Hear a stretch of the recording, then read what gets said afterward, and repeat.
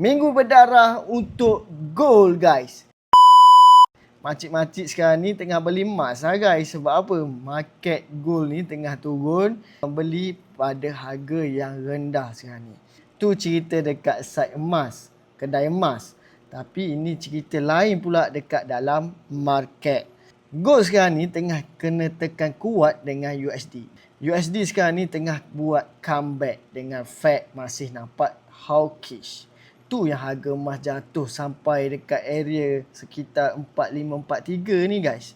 Tapi sekarang ni kalau kita tengok gold masih lagi belum close body solid dekat area 4532. Boleh jadi price boleh buat kenaikan balik. Itu kita tak tahu lagi. Kalau pecah lagi memang seller boleh continue tekan market.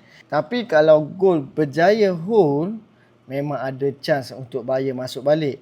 Sebab isu dunia sekarang ni masih panas lagi guys.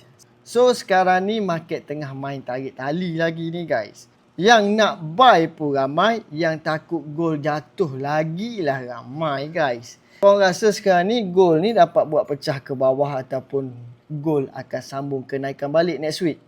Cuba korang komen korang punya pendapat dekat bawah ni jap. Cikgu nak tengok berapa ramai yang target gold next week ni akan buat kenaikan ataupun akan sambung penurunan lagi. Abang kakak jangan lupa follow akaun Ciko, like and share video ni.